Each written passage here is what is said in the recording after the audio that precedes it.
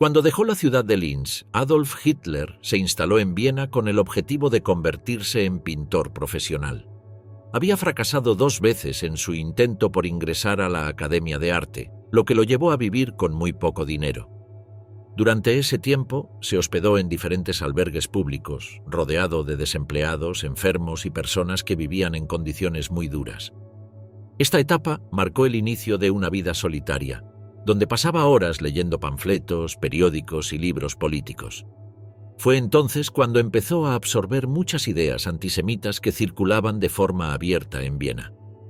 En la capital del Imperio austrohúngaro, la hostilidad hacia los judíos no era algo oculto. Estaba presente en discursos públicos, en los medios y hasta en campañas políticas. Uno de los personajes más influyentes del momento era el alcalde Karl Lueger, quien usaba un tono antisemita para ganar apoyo popular. Lueger no solo toleraba los ataques verbales contra los judíos, sino que los utilizaba como una herramienta para afianzar su liderazgo, presentándose como defensor del pueblo frente a una supuesta élite judía que dominaba los bancos, el comercio y la prensa. Hitler observaba cómo Lueger se ganaba a las masas, simplificando los problemas sociales y señalando a los judíos como responsables. Aunque no fue de inmediato, esa forma de pensar se fue instalando lentamente en la cabeza de Hitler, quien en ese momento todavía no tenía una ideología definida. A pesar de que en Linz había convivido con estudiantes judíos y no había mostrado animosidad abierta hacia ellos, en Viena las cosas comenzaron a cambiar. Otro personaje que influenció indirectamente a Hitler fue Georg von Schönerer, un político nacionalista radical que defendía la pureza germánica y el rechazo a todo lo que no fuera alemán. Aunque Hitler no lo conoció personalmente, sí leyó muchos de sus discursos y adoptó algunas de sus ideas, especialmente las que conectaban el antisemitismo con el nacionalismo extremo. Schönerer no solo despreciaba a los judíos, sino también al catolicismo, los eslavos y cualquier grupo que no encajara en su visión del verdadero pueblo alemán. Esta combinación de odio y exaltación nacional marcó profundamente a Hitler. Mientras tanto, Hitler sobrevivía como podía. Vendía postales pintadas por él mismo y dependía de pequeños encargos para comer. Pasaba buena parte del día en bibliotecas y cafés donde leía obsesivamente. Le interesaban especialmente los textos que hablaban de historia alemana, pureza racial, decadencia cultural y conspiraciones internacionales. Aunque nadie lo consideraba aún como una figura relevante, su pensamiento se estaba formando lentamente, absorbiendo las ideas más radicales del ambiente vienés. En los albergues donde dormía, Hitler estaba rodeado de hombres desesperados, muchos de ellos resentidos con el sistema. Allí escuchaba todo tipo de teorías sobre cómo los judíos controlaban la economía, cómo estaban detrás de la prensa y cómo habían corrompido la cultura. Estas afirmaciones no eran formuladas como opiniones, sino como verdades que se repetían una y otra vez. En ese contexto, Hitler empezó a ver a los judíos no como individuos, sino como una figura colectiva a la que se culpaba de todos los males. La prensa sensacionalista también tuvo un papel clave. Diarios baratos publicaban titulares cargados de odio, con imágenes exageradas y artículos que acusaban a los judíos de manipular a la sociedad. Hitler los leía con frecuencia. Aunque tenía una actitud crítica hacia algunos medios, tomaba nota de los estilos agresivos y directos que usaban para convencer a las masas. Esto le serviría más adelante como modelo para su propia propaganda. Poco a poco, la idea del judío peligroso fue tomando forma en su mente. No se trataba de un rechazo emocional o espontáneo, sino de una construcción que combinaba frustraciones personales, pobreza, lectura constante de textos antisemitas y la influencia de figuras como Lueger y Schönerer. Para cuando dejó Viena y se trasladó a Múnich, ya llevaba consigo una visión deformada del mundo, donde los judíos aparecían como el enemigo central de todo lo que consideraba corrupto, falso o decadente. En las calles de Viena, los mensajes de odio hacia los judíos no venían solo de políticos. Las paredes estaban cubiertas de carteles, panfletos y anuncios con imágenes ofensivas que retrataban a los judíos como codiciosos, deformes o peligrosos. Las librerías ofrecían folletos y libros cargados de ataques que se presentaban como investigaciones serias. Muchos de estos textos, leídos por personas comunes y por Hitler, Afirmaban que los judíos no eran parte de la nación, sino una amenaza interna que estaba minando desde adentro al pueblo alemán. Hitler, sin dinero para costear una educación formal, pasaba largas horas en bibliotecas públicas. Allí leyó obras que mezclaban historia, nacionalismo y racismo, presentadas como verdades científicas. Uno de los autores que más consultó fue Lanz von Liebenfels, un panfletista que afirmaba que los judíos pertenecían a una raza inferior y que representaban una amenaza biológica. Estas ideas lo atraparon porque ofrecían una explicación sencilla para problemas complejos. La culpa de todo la tenían los judíos. A medida que su situación económica empeoraba, Hitler comenzó a vincular sus propias frustraciones personales con lo que leía.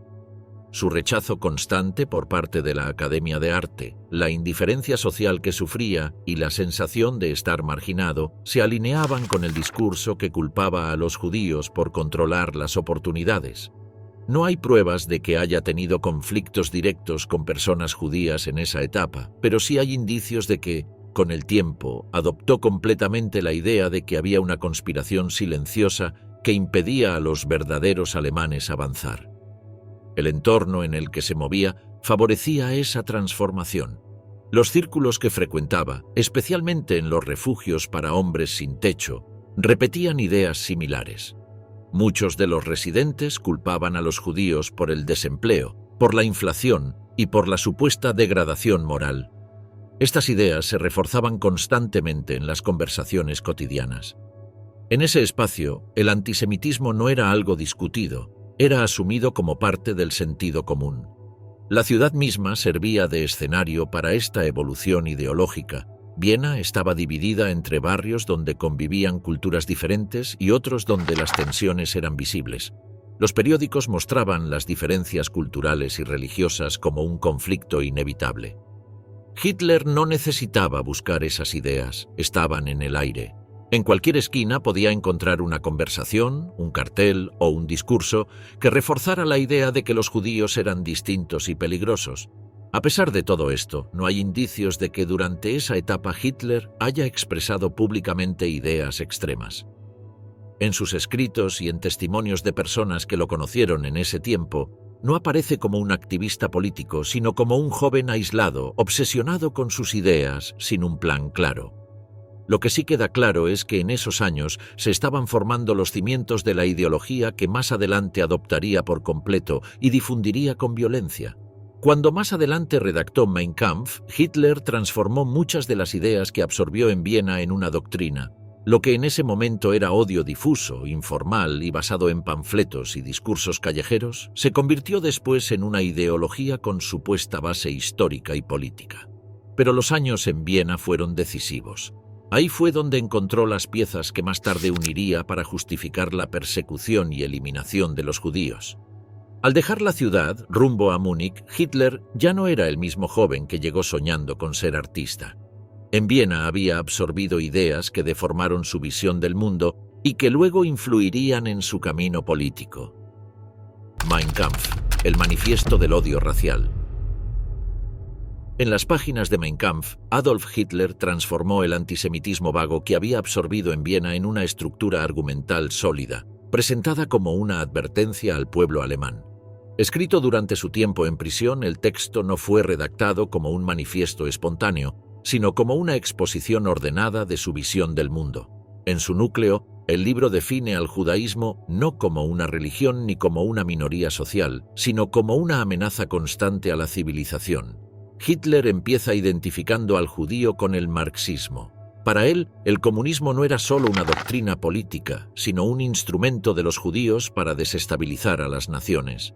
Afirma que el pensamiento marxista, con su llamado a la igualdad y su crítica al nacionalismo, tenía como objetivo debilitar el espíritu de los pueblos germánicos. El bolchevismo, en este marco, era visto como una máscara que usaban los judíos para disimular su poder y fomentar la destrucción interna de los estados. Pero Hitler no se detenía ahí. En su visión, los judíos también eran responsables del sistema capitalista internacional. Por lo tanto, los colocaba como impulsores tanto del comunismo como del liberalismo económico, mostrándolos como una fuerza que controlaba los dos extremos del espectro político. De esta manera, Hitler presentaba a los judíos como una especie de enemigo invisible capaz de manejar ideologías opuestas con un solo fin: debilitar a Alemania. El texto insiste en que los judíos dominaban los medios de comunicación, especialmente la prensa. Según él, a través de los periódicos y revistas controlaban la opinión pública, manipulaban la educación y moldeaban la cultura según sus intereses. En varios pasajes, Hitler afirma que no era casualidad que los principales diarios alemanes estuvieran dirigidos por judíos.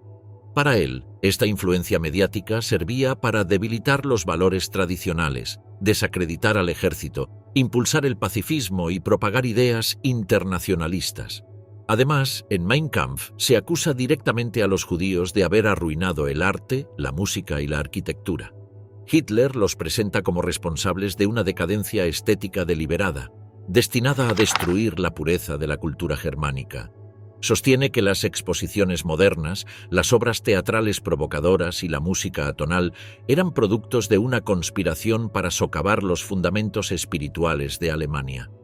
Según él, el arte degenerado no era fruto del azar, sino de una acción coordinada desde lo judío. Otro aspecto central del libro es la afirmación de que los judíos no tenían creatividad propia. Hitler sostenía que eran imitadores, que vivían a costa del esfuerzo de otros pueblos.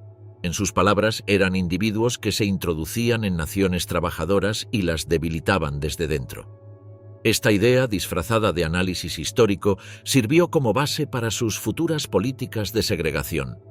Al definir al judío como un factor ajeno que explotaba a los demás, Hitler bloqueaba cualquier posibilidad de integración o tolerancia. Una de las frases más citadas del libro es también una de las más claras en cuanto a sus intenciones. Si el judío logra su triunfo sobre los pueblos de este mundo, su corona será la corona de la muerte de la humanidad entera. Con esta sentencia, Hitler plantea que la existencia misma de los judíos es incompatible con la supervivencia de los pueblos que considera puros. Esta visión extrema no dejaba lugar a acuerdos ni a asimilaciones, solo contemplaba la confrontación total. Una vez establecida su visión sobre la lucha ideológica, Hitler utilizó las páginas de Mein Kampf para definir al judío como un enemigo que debía ser erradicado, no solo limitado. A lo largo del texto, sostiene que la única forma de proteger a Alemania era eliminando esa supuesta amenaza desde la raíz. En varias partes del libro, deja claro que cualquier intento de convivencia estaba condenado al fracaso y que la historia misma ofrecía ejemplos de lo que ocurría cuando los pueblos no enfrentaban el problema judío con decisión. Hitler relacionaba directamente el crecimiento del judaísmo con la decadencia de las grandes civilizaciones. Afirmaba que Roma había caído por permitir la pérdida de identidad y que el imperio austrohúngaro se debilitó por no defender su esencia nacional. En su interpretación, los judíos eran expertos en infiltrarse, adaptarse a las culturas dominantes y debilitarlas internamente. Esta supuesta habilidad era, en sus palabras, la mayor amenaza para los pueblos fuertes. El libro insiste en que los judíos no eran una comunidad religiosa, sino una entidad con objetivos encubiertos. Hitler rechazaba completamente la idea de que alguien pudiera ser considerado alemán si tenía ascendencia judía, aunque hubiera nacido en el país o practicara el cristianismo. En su visión, la sangre determinaba la pertenencia y cualquier mezcla era vista como un daño irreversible al organismo nacional. De este modo, convertía a millones de personas en enemigos permanentes, sin posibilidad de redención. Además, Hitler sostenía que los judíos utilizaban las democracias liberales para protegerse. Según él, los valores de tolerancia, igualdad y libertad servían como escudos legales que permitían a los judíos mantenerse dentro de las sociedades que pretendían dominar. Esta afirmación le permitía rechazar de raíz todo el modelo parlamentario, al que acusaba de estar manipulado desde dentro por intereses que no representaban a la mayoría. Así, justificaba la necesidad de imponer un sistema autoritario y nacionalista. En sus argumentos, el judaísmo era descrito como una fuerza corrosiva que afectaba todas las capas de la sociedad. Desde la economía hasta la cultura, desde la prensa hasta la universidad, todo estaba bajo sospecha. Hitler no necesitaba pruebas. Su método era repetir y afirmar, convencido de que la insistencia creaba verdad. De este modo, la propaganda se convierte en una herramienta esencial en su estrategia para construir una visión única del mundo. En otro pasaje del libro, Hitler asegura que si no se detenía al judío, tarde o temprano destruiría a Alemania. En su lógica, no había espacio para la neutralidad. Quien no se oponía activamente al judaísmo colaboraba con él. Esta forma de pensar dividía a la sociedad entre patriotas y traidores, entre conscientes y cómplices. Así se creaba un marco mental en el que la eliminación no era un crimen, sino una necesidad para sobrevivir como nación. El texto también sugiere que la historia futura dependería de la capacidad del pueblo alemán para identificar y eliminar esa amenaza. Presenta esa tarea como una misión casi sagrada, donde el sacrificio es parte del deber nacional. En varios momentos, Hitler habla de sangre, tierra y destino, elementos que mezcla para crear un relato épico donde el conflicto ideológico se transforma en una guerra por la existencia misma. En ningún momento de Mein Kampf se habla abiertamente de cámaras de gas o exterminio masivo, pero el camino ideológico está trazado. La deshumanización del judío, su identificación como amenaza permanente, la negación de su pertenencia nacional, el rechazo a la convivencia y la insistencia en que su presencia es incompatible con la vida del pueblo alemán, construyen una base narrativa que hace posible cualquier acción futura. Lo que Mein Kampf ofrece no es solo odio, sino un manual argumental que más adelante serviría para justificar leyes, decretos y asesinatos. Es una obra que mezcla resentimiento, teorías distorsionadas y propaganda, escrita no para debatir, sino para adoctrinar. Con este libro, Hitler pasó de ser un joven marginado con ideas extremas a un líder con un proyecto claro: eliminar a los judíos de Europa, no como acto de odio personal, sino como política de Estado. La corrupción moral de Weimar según los nazis. Durante los años previos al ascenso del régimen nazi, se fue fortaleciendo una imagen propagandística que acusaba a los judíos de estar detrás de una supuesta degradación cultural que afectaba a Alemania. En ese relato, la democracia liberal, el avance del modernismo y los cambios sociales eran considerados síntomas de un desorden causado deliberadamente. Para los voceros nazis, los judíos no eran solo un grupo minoritario, sino los responsables de una transformación profunda que alteraba las costumbres, los valores tradicionales y la identidad nacional. Uno de los pilares de esa construcción era la acusación de que los judíos impulsaban prácticas sexuales desviadas, el libertinaje y la corrupción moral. En discursos y publicaciones, los dirigentes del partido señalaban que detrás de la prostitución, el cine provocador y la literatura considerada obscena, había siempre intereses judíos. Esta imagen fue utilizada para explicar el descontento social que se vivía en los años de la República de Weimar, marcados por una libertad que muchos alemanes percibían como excesiva y peligrosa.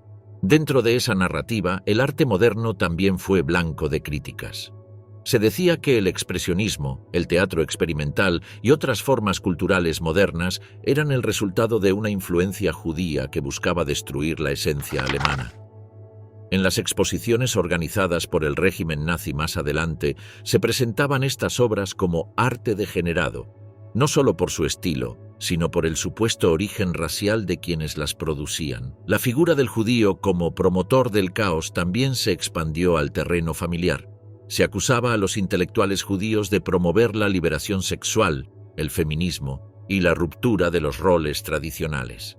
En este sentido, se afirmaba que su intención era debilitar la unidad del hogar alemán, considerado por los nazis como el núcleo de la nación. Así, cualquier cambio social era visto no como un proceso natural, sino como una operación deliberada de descomposición. En esa lógica, los medios de comunicación fueron señalados como un instrumento central de manipulación.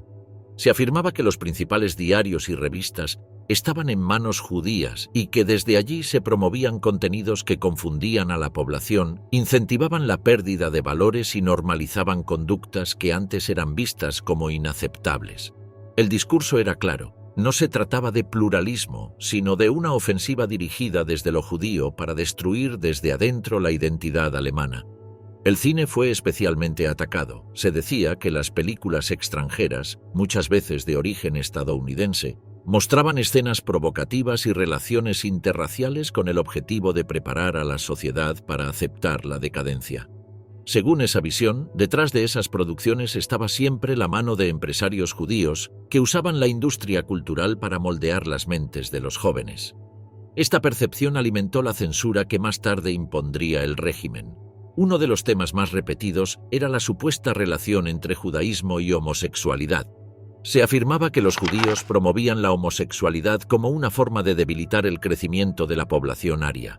Esta acusación, carente de fundamentos reales, se repetía en discursos públicos, panfletos y periódicos partidarios. Se construía así una imagen del judío no solo como enemigo económico o político, sino también como una amenaza física a la reproducción y continuidad del pueblo alemán. A lo largo de este periodo, los líderes nazis, especialmente figuras como Joseph Goebbels, difundían estas ideas con intensidad. Goebbels, desde su rol en la propaganda, se enfocaba en construir relatos que conectaban directamente la decadencia artística con intereses judíos. Estas acusaciones no eran aisladas, formaban parte de una estrategia comunicativa que buscaba unificar el rechazo a los judíos a través de distintos frentes: económico, político, cultural y moral. Para lograr eso, el régimen necesitaba transformar al judío en una figura que encarnara todos los males posibles, desde la inflación hasta la prostitución, desde la prensa hasta la pintura. Esta amalgama permitía justificar futuras medidas represivas como parte de un proceso de limpieza total. El régimen nazi diseñó una imagen en la que el judío aparecía como el autor intelectual de una gran crisis moral que supuestamente azotaba a Alemania.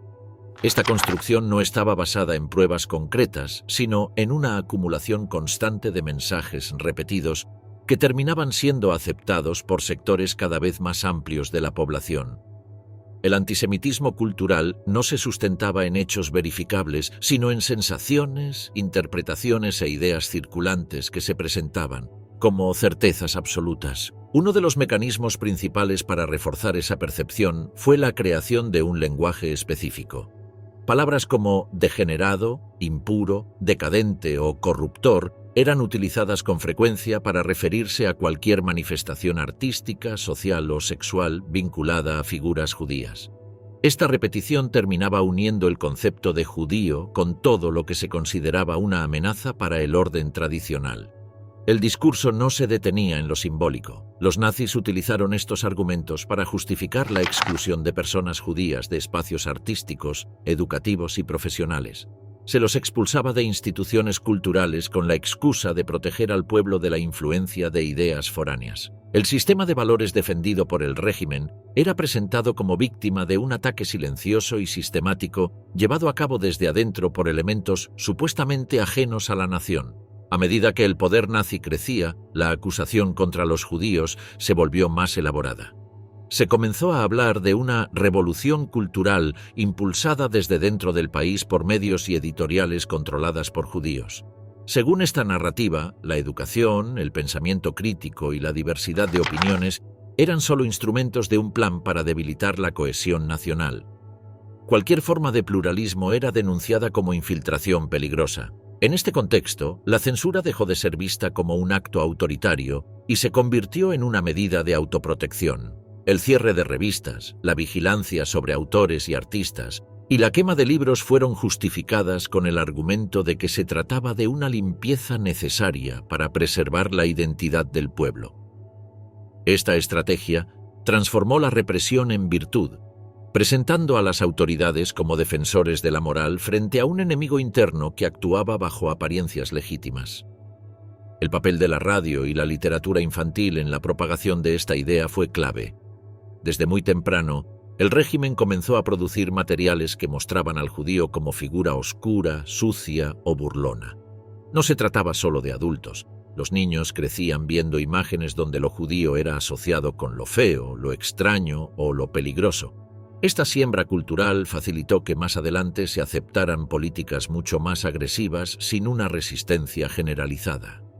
Todo esto llevó a que el judío dejara de ser visto como una persona concreta. Se transformó en una figura abstracta, cargada de significados negativos que reunía todos los aspectos considerados peligrosos. Era el capitalista y el comunista, el banquero y el vagabundo, el pornógrafo y el crítico de arte. Esta contradicción permanente no era un problema para la propaganda. Al contrario, la hacía más efectiva, porque permitía que cualquier descontento encontrara un blanco común. Para el régimen nazi, esta construcción era útil no solo por razones ideológicas, sino también prácticas. Al ofrecer una explicación clara y simple de la crisis cultural y moral, canalizaba la frustración colectiva hacia un objetivo definido. Así se consolidaba una identidad basada en la exclusión. El enemigo no era externo, sino interno, y estaba en todas partes, en los periódicos, en los teatros, en las universidades, en las ideas nuevas. La lucha contra él era presentada como la única forma de redención nacional. El mito del poder financiero judío según los nazis. En la narrativa del nacionalsocialismo, uno de los pilares principales fue la idea de que los judíos manejaban la economía mundial desde las sombras. Este argumento no surgió de análisis económicos formales, sino de una red de discursos y panfletos que vinculaban a la población judía con bancos, bolsas, préstamos internacionales y especulación financiera. Se afirmaba que los grandes movimientos económicos no eran producto del mercado o de decisiones políticas, sino de un plan deliberado dirigido por intereses judíos. Durante la crisis económica de la República de Weimar, marcada por la inflación descontrolada y el desempleo masivo, muchos sectores de la sociedad buscaron explicaciones inmediatas a su miseria.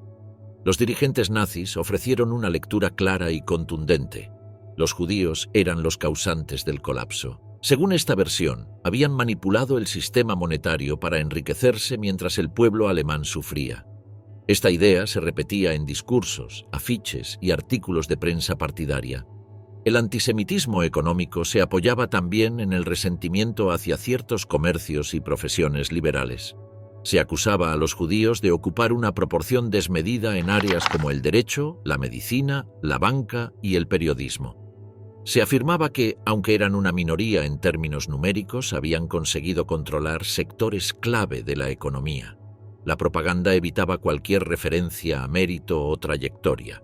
Se presentaba este fenómeno como el resultado de manipulación y conspiración. En los materiales de formación del partido nazi, se enseñaba que el judío no producía riqueza, sino que la extraía. Se lo describía como un intermediario, alguien que vivía del trabajo de otros y que usaba el crédito, los intereses y el comercio para enriquecerse sin aportar nada tangible. Esta caracterización deshumanizaba al empresario o banquero judío, convirtiéndolo en una figura parasitaria a la que se debía eliminar para que la economía nacional pudiera recuperarse. La hiperinflación de los años 20 fue utilizada como ejemplo de este supuesto plan de saqueo. Se decía que los judíos compraban propiedades y empresas por precios ínfimos, aprovechando la desesperación de los alemanes.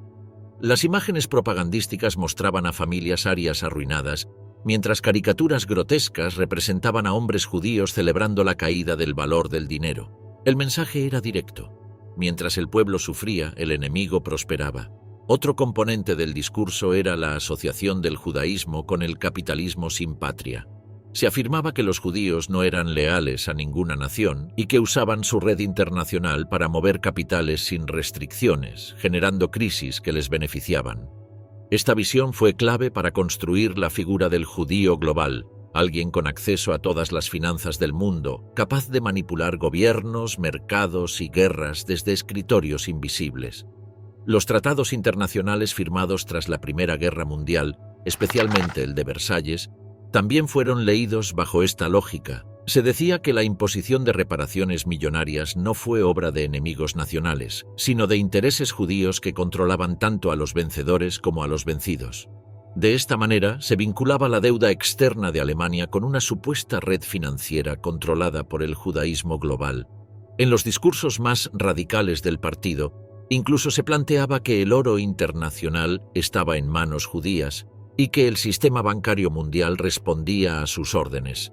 Esta afirmación sin fundamento se utilizaba para justificar políticas de confiscación, expropiación y cierre de negocios.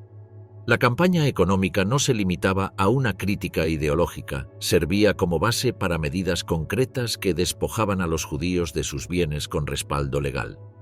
El lenguaje empleado por los voceros del régimen era deliberadamente simple. No se explicaban mecanismos económicos ni se citaban estudios, se hablaba de traición, avaricia y dominación. Esta reducción facilitaba que amplios sectores de la sociedad adoptaran la idea sin cuestionarla. El enemigo tenía rostro y dirección, y todo lo malo que ocurría en la vida económica podía ser explicado a partir de su presencia. Este discurso se fortaleció aún más con la llegada de Hitler al poder. Las primeras leyes económicas raciales no se justificaron como decisiones técnicas, sino como actos de justicia. Se decía que el pueblo alemán estaba recuperando lo que le había sido arrebatado. Así se normalizó la exclusión económica, que sería el primer paso en un proceso mucho más amplio de persecución sistemática. A medida que el régimen nazi consolidaba su control, la narrativa del poder económico judío se convirtió en una herramienta central para justificar políticas de exclusión. No solo se trataba de limitar el acceso de los judíos a ciertos trabajos o restringir su actividad comercial. El objetivo era retirarlos completamente de la vida económica del país, bajo el argumento de que su participación era perjudicial para la recuperación de Alemania. La exclusión económica comenzó con regulaciones que impedían a los judíos ocupar cargos públicos o acceder a contratos estatales. Posteriormente se extendió a los negocios privados. Tiendas, bancos y despachos profesionales fueron objeto de campañas de boicot organizadas por el partido, en las que se llamaba a la población a no comprar ni contratar servicios de ciudadanos judíos. Estas acciones eran presentadas como respuestas legítimas ante una supuesta agresión permanente contra la economía nacional.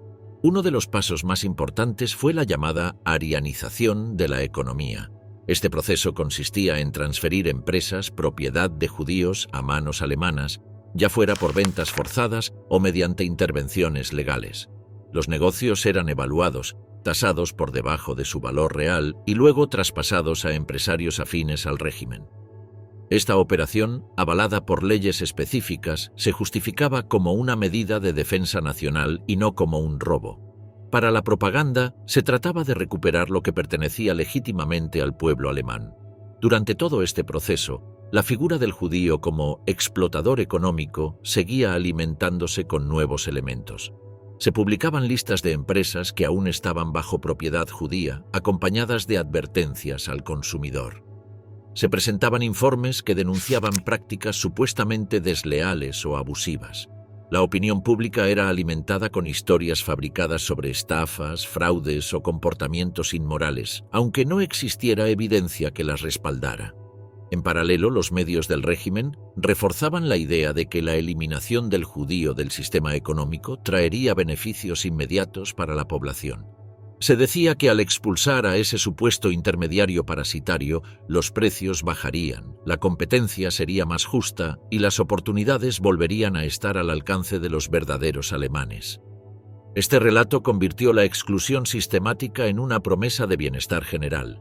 El discurso antisemita no se detenía en la economía interna, también se extendía al plano internacional. Se afirmaba que los líderes financieros mundiales eran mayoritariamente judíos y que a través de organismos como la Banca Central, el comercio exterior o los créditos internacionales, influían en el destino de los países. Estas teorías, difundidas en panfletos y conferencias, conectaban la pobreza alemana con decisiones tomadas en oficinas lejanas por personas que no compartían su idioma ni su cultura. Uno de los documentos más citados en esta etapa fue Los Protocolos de los Sabios de Sion, un texto falso que describía un plan supuestamente judío para dominar el mundo. Aunque había sido desmentido por investigadores y periodistas desde su aparición, el régimen lo utilizaba como prueba irrefutable de la existencia de una conspiración global. En ese marco, cualquier crisis económica era vista como parte de un diseño superior que solo podía ser enfrentado con medidas radicales. La expulsión de los judíos de la economía no se limitaba al territorio alemán. Con la anexión de Austria y otras regiones, se aplicaron las mismas políticas. Se intervenían negocios, se forzaban ventas y se entregaban activos a simpatizantes del régimen.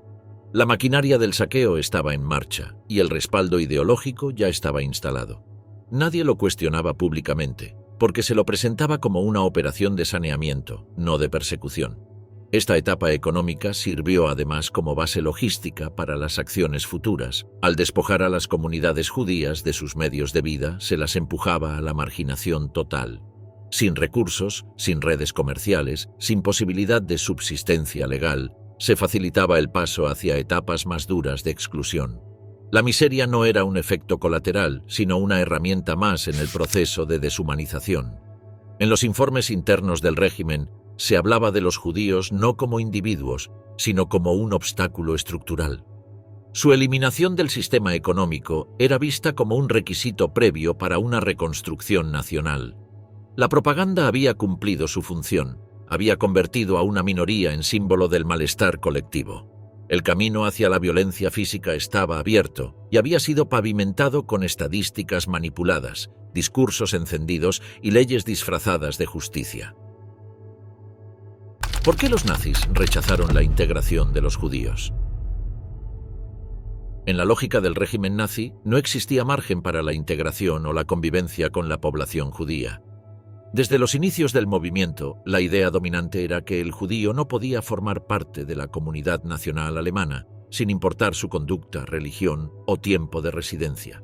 La pertenencia no se definía por ciudadanía, cultura o adhesión a valores comunes, sino exclusivamente por rasgos biológicos. Durante el siglo XIX y principios del XX, habían existido corrientes que impulsaban la integración judía a través de la educación y la participación cívica. Sin embargo, para los líderes nazis, este proceso era visto no como un avance, sino como un riesgo mayor.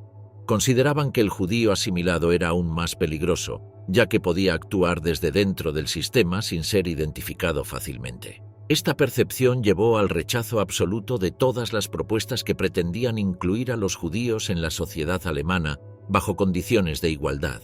El nazismo no creía en la posibilidad de coexistencia porque partía de una visión racial del mundo. Desde esa perspectiva, los conflictos sociales no eran producto de ideologías ni de clases, sino de razas incompatibles que competían por el mismo espacio vital. En consecuencia, la única solución posible era la separación total.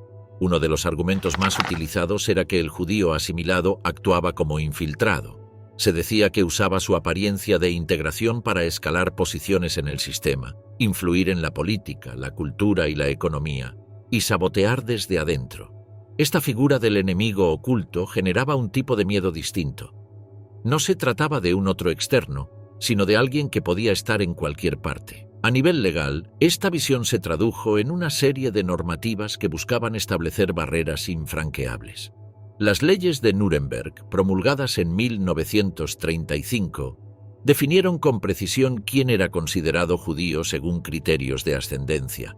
Estas leyes prohibían los matrimonios mixtos, impedían el empleo de judíos en instituciones públicas y les retiraban la ciudadanía. El mensaje era claro. No importaba cuán integrado estuviera alguien, su origen lo excluía automáticamente. Este marco legal fue acompañado de una intensa campaña propagandística. Los medios vinculados al régimen insistían en que cualquier contacto entre alemanes y judíos era dañino. Se presentaban ejemplos de familias que habían sido corrompidas por vínculos con vecinos o socios judíos. Películas y libros escolares reforzaban la idea de que la cercanía con ellos llevaba al deterioro moral y a la pérdida de identidad. En este contexto, incluso los judíos con trayectoria patriótica fueron rechazados. No importaba si habían servido en el ejército durante la Primera Guerra Mundial o si eran figuras reconocidas en el mundo cultural. Para el régimen, esos logros eran irrelevantes. Se afirmaba que ningún aporte podía compensar el peligro que representaban. La política nazi también buscó romper los lazos sociales que pudieran generar empatía. Las amistades y las relaciones de trabajo eran vistas como obstáculos para la implementación de medidas más duras. Por eso se alentaba la denuncia, se castigaba el contacto y se promovía la desconfianza. La idea era aislar completamente a la población judía, no solo en el plano físico, sino también en el emocional y simbólico. El rechazo a la asimilación tenía una función estructural dentro del proyecto ideológico del nazismo. Permitía mantener una división permanente entre nosotros y ellos, incluso cuando no había señales visibles de diferencia. Esta separación alimentaba la cohesión interna del grupo dominante y facilitaba la implementación de políticas de persecución. El régimen no solo se oponía a la integración, sino que también consideraba que las políticas anteriores de asimilación habían sido parte del problema. Desde su perspectiva, permitir que los judíos participaran de la vida nacional había debilitado al país desde adentro. Para los dirigentes nazis, el daño no estaba en lo externo, sino en lo invisible, en la capacidad que tenían los judíos para adaptarse y desde allí ejercer influencia. Este punto de vista convirtió a la figura del judío asimilado en el blanco principal.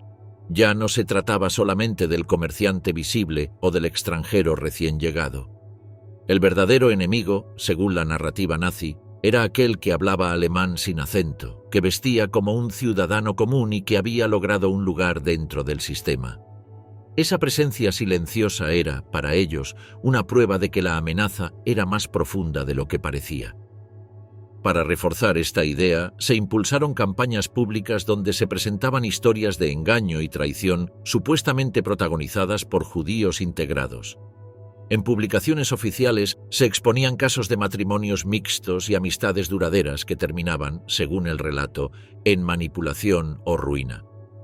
Este uso sistemático del miedo buscaba no solo justificar la exclusión, sino generar rechazo activo incluso entre aquellos que anteriormente no mostraban actitudes antisemitas. La política de exclusión se extendió incluso a aquellos con ascendencia mixta. Personas con un solo abuelo judío eran vigiladas y, en algunos casos, excluidas de ciertas instituciones. Esta rigidez demostraba que no había margen para excepciones. El sistema estaba diseñado para eliminar toda presencia judía del tejido social, incluso si esa presencia era parcial o remota. Las consecuencias de esta política fueron visibles en todos los ámbitos: jóvenes expulsados de escuelas, profesores removidos de sus cargos, médicos impedidos de ejercer, abogados sin licencia, músicos vetados. Cada uno de estos casos era presentado como parte de una restauración nacional, como si la exclusión de una minoría fuera un acto de renovación moral. La sociedad, en su conjunto, fue adaptándose a esta lógica de segregación sistemática. El rechazo absoluto a la integración no se limitaba a lo ideológico, sino que se aplicaba en forma práctica. Los espacios públicos fueron divididos, los documentos de identidad comenzaron a marcar la procedencia racial, y los avisos de empleo incluían advertencias explícitas: no se aceptan judíos. Este tipo de segregación era similar al modelo colonial, donde se creaban ciudadanos de segunda clase.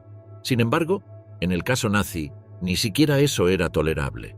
El objetivo no era la subordinación, sino la eliminación progresiva. Con el paso del tiempo, esta política se fue radicalizando. Ya no se trataba de limitar la participación, sino de borrar toda huella. En barrios enteros, las sinagogas fueron cerradas, las instituciones educativas judías desmanteladas y las organizaciones comunitarias disueltas. El aislamiento se convirtió en norma y la invisibilización fue presentada como un paso previo necesario antes de adoptar medidas más definitivas. En informes internos se hablaba de purificación racial como un objetivo alcanzable solo si se eliminaba completamente la posibilidad de convivencia. Este lenguaje no era retórico, era parte de una planificación meticulosa que comenzaba con la exclusión social, seguía con la marginación económica y desembocaba en políticas de deportación y asesinato. El rechazo a la integración no era un capricho ni una táctica temporal, era una pieza esencial en la lógica general del exterminio. Para el régimen, permitir que los judíos siguieran formando parte de la vida del país, aunque fuera de forma parcial, era una contradicción con su visión del mundo. Cada espacio compartido era visto como una amenaza. Por eso no se aceptaban soluciones intermedias. La única respuesta, según ellos, era cortar todo lazo, cerrar todas las puertas y transformar a un grupo entero en paria permanente. Así, el paso hacia la eliminación física dejó de ser una ruptura y pasó a verse como una consecuencia natural. Expulsión total. El primer paso nazi hacia la solución final. Antes de que se pusiera en marcha el asesinato sistemático, el régimen nazi exploró durante años diversas formas de expulsar a los judíos del continente europeo. Estas propuestas no surgieron como medidas humanitarias, sino como intentos de vaciar el espacio vital que los nazis querían reservar exclusivamente para los alemanes. En esa lógica, la exclusión territorial era vista como el primer paso hacia una solución definitiva del problema judío. Uno de los primeros planes serios fue la idea de enviar a la población judía a la isla de Madagascar. Este proyecto tomó forma después de la derrota de Francia en 1940, ya que la isla formaba parte de su imperio colonial. Para las autoridades nazis, Madagascar ofrecía una oportunidad ideal. Un lugar aislado, lejano, con clima hostil y sin posibilidad de retorno. La propuesta incluía trasladar a millones de personas por vía marítima bajo estricta vigilancia. El plan preveía condiciones extremadamente duras.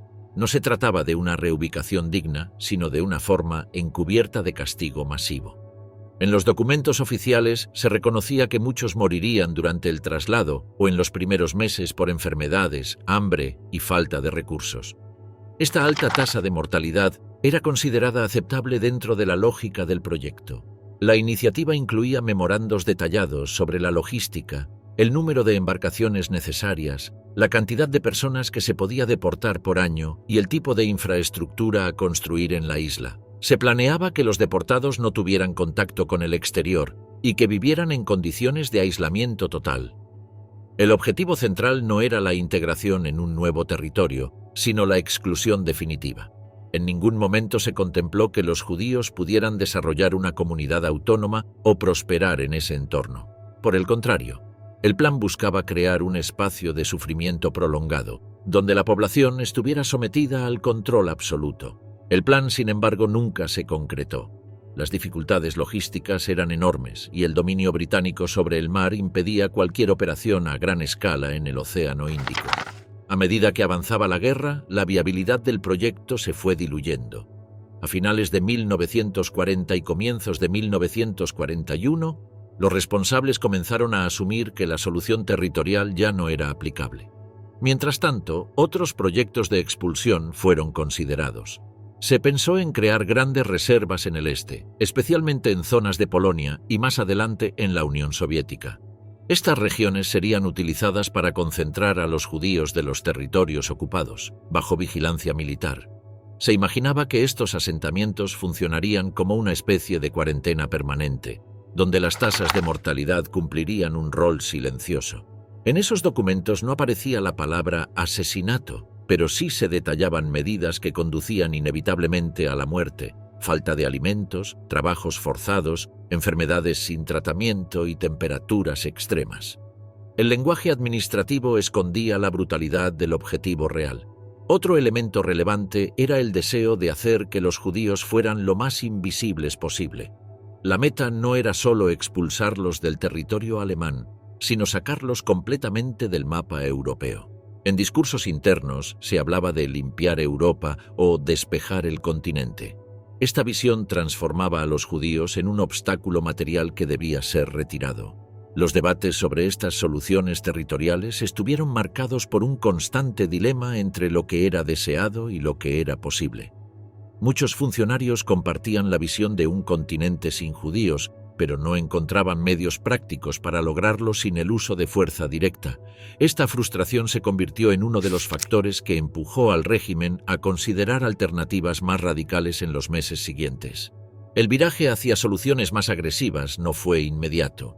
Hasta mediados de 1941, las autoridades aún exploraban formas de manejar el problema judío sin recurrir abiertamente al asesinato. En ese periodo, varios altos funcionarios promovían la idea de crear una reserva judía en el este. Se trataba de un territorio aislado, donde se concentraría a toda la población deportada desde Alemania y los países ocupados. Los informes oficiales detallaban las condiciones de este futuro espacio. No habría infraestructura adecuada, ni suministros suficientes. Las enfermedades, el hambre y el frío actuarían como herramientas silenciosas de reducción demográfica. Aunque no se mencionaba explícitamente una política de asesinato, las consecuencias previstas dejaban en claro que la muerte masiva era parte esperada del resultado. Uno de los escenarios más mencionados fue el del distrito de Lublin, en el gobierno general de Polonia. Allí se planeaba instalar miles de judíos procedentes de Alemania, Austria y Checoslovaquia. El área ya tenía campos de detención improvisados controlados por las SS. El plan incluía ampliar estas instalaciones, levantar cercos y establecer puntos de trabajo forzado. En paralelo, se consideraba la posibilidad de utilizar territorios conquistados a la Unión Soviética para implementar una política de expulsión en mayor escala. Se hablaba de Siberia y otras zonas del extremo este como lugares viables. Estas regiones, con condiciones climáticas extremas y enormes distancias, eran vistas como espacios perfectos para eliminar a los judíos de Europa sin necesidad de fusilamientos masivos. Estas propuestas eran discutidas en reuniones internas, donde se analizaban detalles como rutas de transporte, cantidad de personas a desplazar por semana y métodos para impedir contactos con la población local. Todo estaba pensado con un enfoque técnico. Las dudas crecientes sobre la viabilidad de estos proyectos comenzaron a surgir cuando las líneas de suministro se vieron saturadas y los recursos del ejército se enfocaron en el frente oriental. La guerra contra la Unión Soviética, iniciada en junio de 1941, modificó las prioridades estratégicas. Los trenes eran necesarios para transportar soldados y pertrechos y no podían destinarse a deportaciones masivas hacia zonas remotas.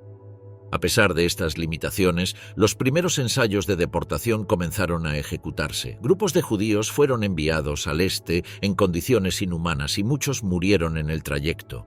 Los informes de campo registraban estas muertes como efectos colaterales inevitables. Los oficiales encargados no manifestaban preocupación. Estas experiencias demostraron los límites de las soluciones territoriales, pero sin adelantar lo que vino después. El fracaso logístico, la falta de recursos y la imposibilidad de aplicar el aislamiento geográfico en masa marcaron el punto final de estos intentos.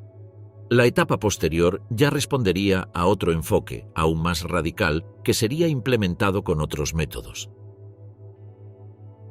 El día que decidieron empezar a matar judíos. Durante la etapa inicial del dominio nazi, las medidas aplicadas contra los judíos se centraban en excluirlos de la vida social y económica, imponiéndoles restricciones cada vez más severas. Pero con el avance de la guerra, estas acciones empezaron a parecer insuficientes para quienes dirigían el aparato estatal.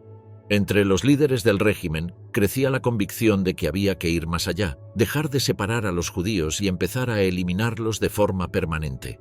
El punto de quiebre se aceleró tras el inicio de la ofensiva contra la Unión Soviética en el verano de 1941. Esta campaña no se veía solo como una operación militar, sino como una cruzada ideológica. Los nazis consideraban que judaísmo y comunismo eran parte de un mismo enemigo. En ese contexto, comenzaron a actuar grupos encargados de ejecutar a los judíos locales. Fue la primera vez que se implementó un plan sostenido de asesinatos directos y masivos. Los informes procedentes del este describían matanzas en aldeas, campos y bosques. Las unidades llamadas Einsatzgruppen actuaban junto a fuerzas militares regulares y con apoyo de colaboradores locales. Aunque no existía una orden escrita que hablara de eliminar a todos los judíos, los hechos demostraban que esa era ya la línea de acción adoptada. Las ejecuciones sistemáticas se volvieron parte del funcionamiento cotidiano. En las estructuras internas del régimen empezaron a darse reuniones cada vez más frecuentes entre funcionarios de distintas áreas. Encargados de transporte, seguridad, administración y servicios civiles comenzaron a colaborar. Se discutían cifras, desplazamientos y métodos más eficaces para hacer desaparecer a grandes grupos. En esos encuentros no se usaban términos explícitos. En lugar de asesinato, se hablaba de procedimientos especiales o medidas necesarias. A Reinhard Heydrich se le asignó la tarea de coordinar todos estos esfuerzos. Su función era alinear a los distintos sectores del aparato estatal en una misma dirección. Aunque la conferencia de Wannsee tendría lugar más adelante, muchas decisiones ya se estaban poniendo en práctica. El sistema no nació de un solo decreto, sino de la suma de pasos previos que fueron formando una estructura común. La presión por encontrar métodos más rápidos y menos visibles creció. El fusilamiento masivo era considerado lento, generaba desgaste psicológico en quienes lo ejecutaban y dejaba huellas difíciles de ocultar. Por eso, se empezaron a buscar alternativas consideradas más operativas, que permitieran actuar con mayor rapidez y discreción. Al mismo tiempo se comenzó a estudiar la posibilidad de crear instalaciones con un propósito exclusivo: eliminar personas. Ya no se hablaba de campos de concentración tradicionales. Lo que se planeaba eran centros diseñados desde el principio para ejecutar y borrar rastros. El enfoque era funcional. Se pensaban rutas, horarios y recursos como si se tratara de una cadena logística. En este punto, el aparato estatal comenzó a operar como una red interconectada. Las SSS, los ministerios, las autoridades regionales y las empresas vinculadas al transporte formaban parte del engranaje. Cada organismo tenía una tarea asignada, desde la detención hasta la administración del procedimiento completo. La colaboración se daba sin necesidad de órdenes expresas. Paralelamente, la propaganda seguía cumpliendo un papel clave. Se insistía en la idea de un enemigo interno, en conspiraciones invisibles y peligros ocultos. La intención era preparar a la población para tolerar los traslados y las desapariciones sin hacer preguntas. La narrativa oficial reforzaba la necesidad de actuar con dureza para proteger al país. Para finales de 1941, la decisión ya estaba consolidada. Los asesinatos en el frente oriental continuaban mientras se perfilaban los primeros centros construidos con fines específicos.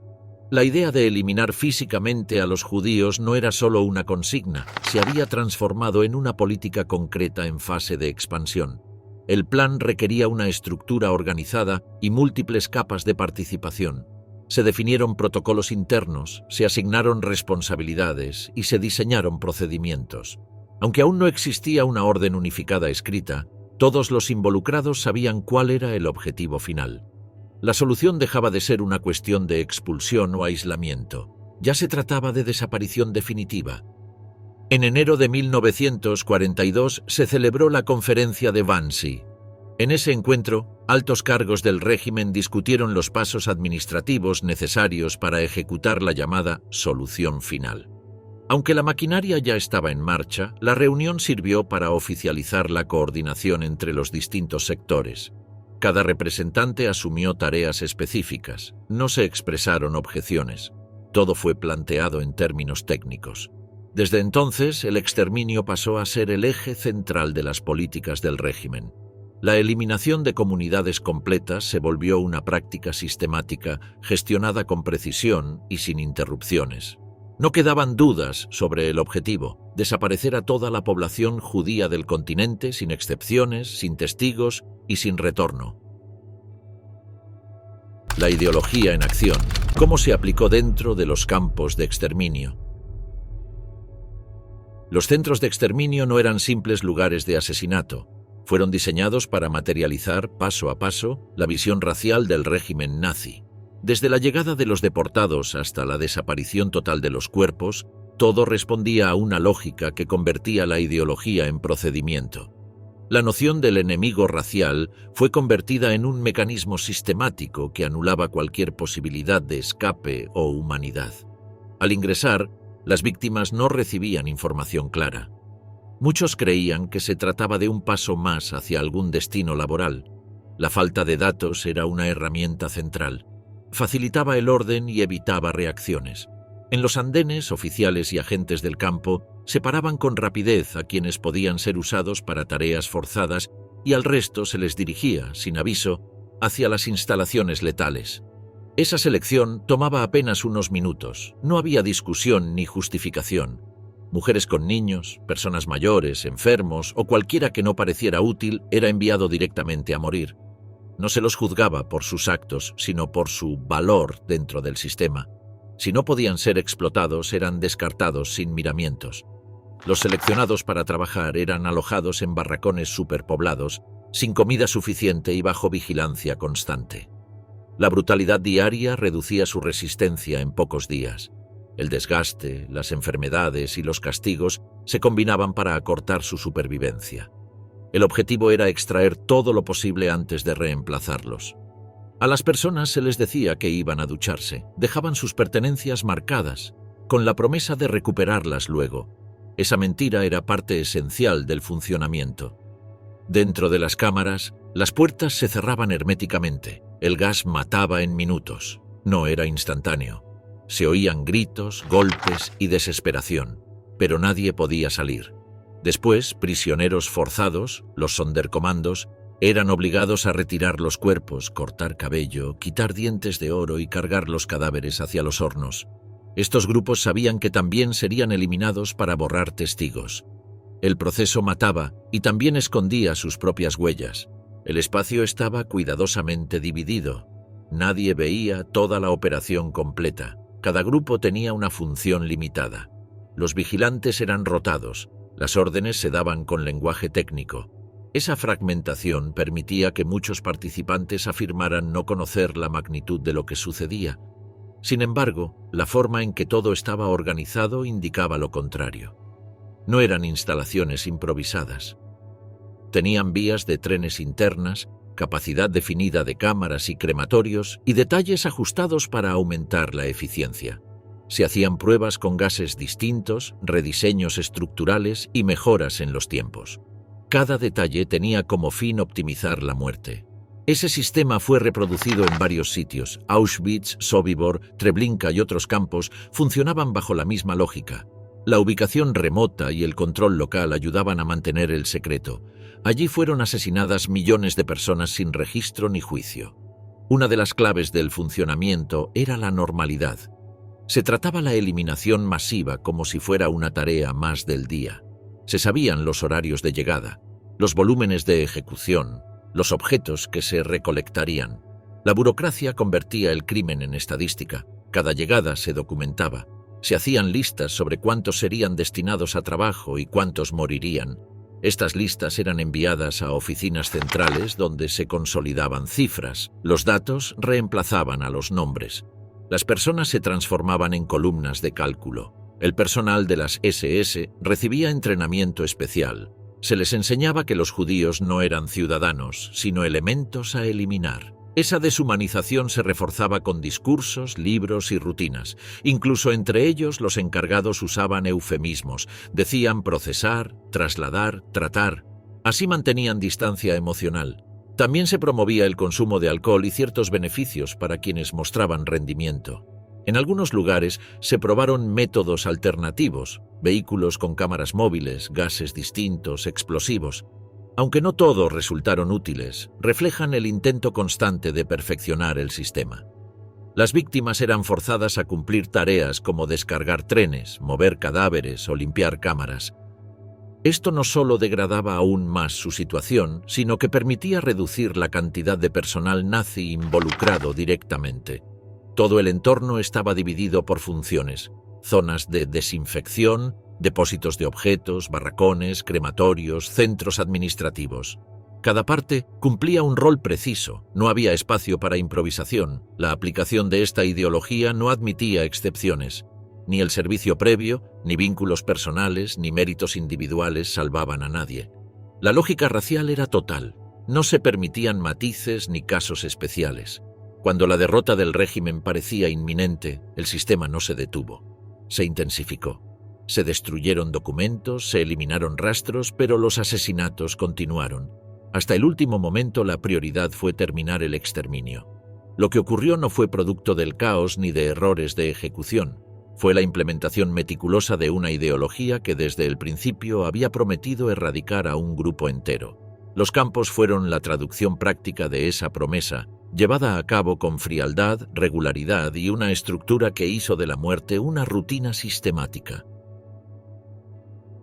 Lo que los alemanes sabían y eligieron ignorar. Durante los años en que se implementó el exterminio masivo del pueblo judío, una parte significativa de la población alemana tuvo algún nivel de conocimiento sobre lo que ocurría.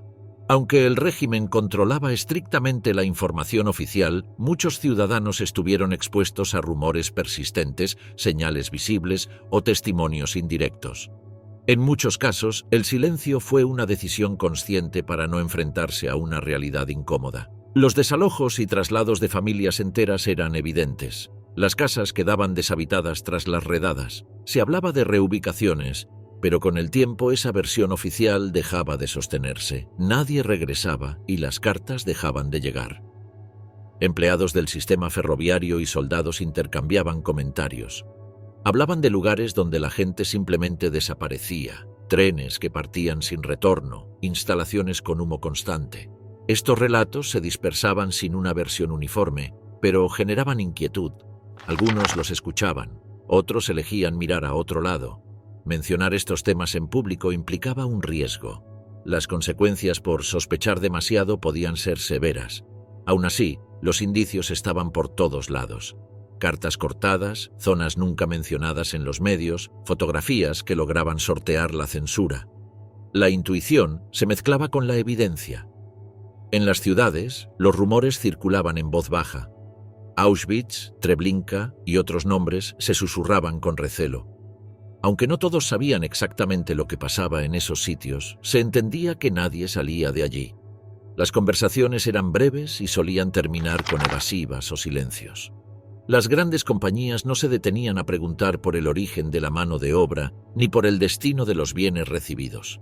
Lo económico tenía prioridad. Las iglesias, con contadas excepciones, no alzaron la voz públicamente. La mayoría de las instituciones prefirió mantenerse al margen. En zonas rurales la cercanía era mayor. Se veían trenes cargados de personas, se oían gritos desde los vagones, y algunos edificios eran usados como puntos de retención antes de los traslados. Era difícil no notar lo que estaba ocurriendo. Algunos soldados regresaban con fotos o anécdotas. En reuniones privadas mostraban imágenes o relataban escenas inquietantes. Para unos era un tema de advertencia, para otros una simple anécdota de campaña. En las fábricas, quienes compartían espacio con trabajadores forzados podían ver su deterioro físico, su idioma extraño, su constante vigilancia. Era evidente que no estaban allí por voluntad propia. Aunque pocos conocían el panorama completo, muchos juntaban fragmentos. Esa comprensión parcial, sumada al temor, generaba una decisión tácita de no profundizar. Saber más podía implicar consecuencias. El silencio funcionaba también como escudo. Las deportaciones se anunciaban como procedimientos administrativos. Comunicados hablaban de traslados acordados, justificados por normas. Esa apariencia burocrática diluía el peso moral.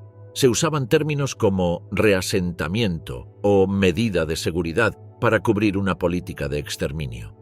La propaganda reforzaba esta visión. Se difundían mensajes que vinculaban a los judíos con enfermedades, conspiraciones o crímenes. Esta insistencia formaba una imagen distorsionada que facilitaba la indiferencia. Así, su desaparición no se interpretaba como injusticia, sino como un paso dentro de una lógica de protección. En los territorios del este, quienes volvían traían historias inquietantes. Había relatos de fosas, ejecuciones o instalaciones desconocidas. Algunos hablaban con frialdad, otros con incomodidad. Estas narraciones no llegaban a los medios, pero alimentaban la sospecha en muchos círculos. Los trenes cruzaban ciudades conocidas, vagones cerrados, guardias armados, deportados en condiciones visibles eran señales claras. Lo sabían los empleados del tren, lo notaban quienes veían comercios cerrados o casas reasignadas de forma repentina. También hubo quienes actuaron, unos pocos protegieron a perseguidos o rechazaron participar, pero fueron excepciones y los castigos eran inmediatos. El sistema de control estaba diseñado para erradicar cualquier intento de ayuda. En las escuelas y vecindarios, los niños preguntaban por compañeros que no volvían. Las respuestas eran evasivas o repetían la versión oficial. Esa omisión también enseñaba a callar. Con el colapso militar del régimen, se intentó eliminar toda evidencia. Se destruyeron archivos, se quemaron documentos y se forzó a prisioneros a borrar pruebas.